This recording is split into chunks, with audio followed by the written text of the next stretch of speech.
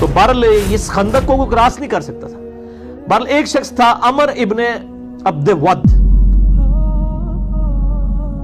یہ عرب کا ایک مشہور جو سمجھ لیں کہ آپ جنگجو انسان تھا.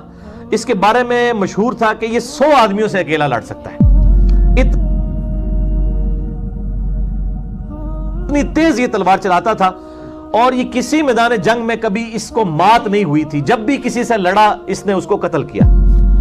اور یہ یعنی 90 سال اس وقت اس کی عمر ہو چکی بھی تھی. یہ بھی مشرکین عرب کی طرف سے مسلمانوں کے خلاف لڑنے کے لیے آیا. اس نے جو ہے وہ اپنے گھوڑے کو جو ہے وہ ایڑی لگائی اور خندق پھلانگ کے دوسری طرف آ گیا.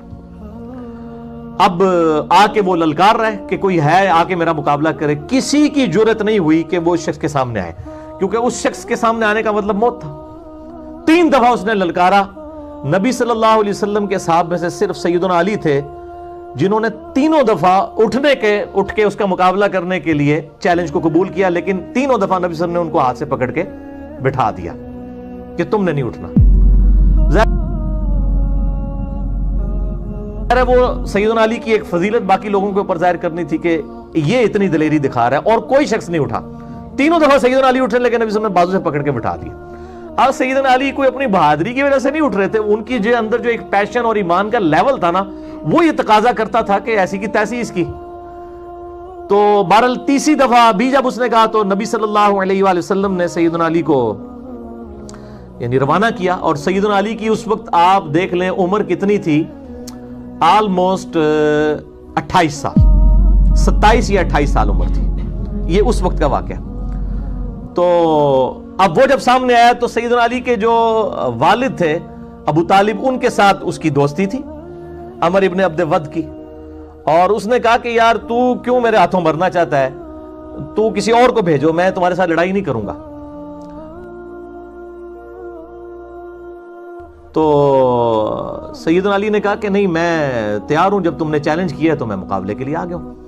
تو اس نے کہا کہ میں ہر شخص کو جو ہے نا وہ 3 دفعہ مہلت دیتا ہوں اس حوالے سے کہ وہ اپنی 3 کوئی موت سے پہلے خواہشات کا اظہار کرتے, کیونکہ اس نے مرنا تو ہے میرے ہاتھوں, تو 3 خواہشات کا اظہار کر سکتا ہے, تو میں اس کی 3 خواہشات پوری کر دوں. تو سیدنا علی نے کہا کہ میری پہلی خواہش یہ ہے کہ تو کلمہ پڑھ کے مسلمان ہو جا. ٹھیک ہے, یہ دیکھیں نا تربیت کیا ہوئی ہے. کوئی غزوہ خیبر کے موقع پر بھی جب سیدنا علی کو نبی صلی اللہ علیہ وسلم نے بھیجا تو اس وقت بخاری مسلم میں آتا ہے کہ علی پہلے ان کو دعوت دینا, اگر تیری وجہ سے ایک شخص کو بھی ہدایت مل گئی تو تیرے لیے سرخ اونٹوں سے بہتر ہے. تو عمر ابن عبد ود نے کہا کہ نہیں میں تو ایمان تو نہیں قبول کروں گا. تو دوسرا سیدنا علی نے کہا کہ دوسری میری خواہش یہ ہے کہ تم لوگ واپس چلے جاؤ, کیوں لڑائی کے اوپر آمادہ ہوتے ہو, اور اپنے آپ کو بھی مشکل میں ڈالا ہوا ہے, ہمیں بھی مشکل میں ڈالا ہے, واپس چلے جاؤ. تو اس نے کہا ہم تو لڑنے کے لیے آئے, واپس کیوں جائیں. اور تیسری خواہش پھر سیدنا علی نے کہا کہ میرے ساتھ لڑائی کرنے کے لیے تیار ہو جاؤ. یہ تیسری خواہش سیدنا علی نے کی. ٹھیک ہے, تو بہرحال ایک وار کے اندر ہی اس کا کام تمام کر دیا سیدنا علی رضی اللہ تعالیٰ عنہ نے.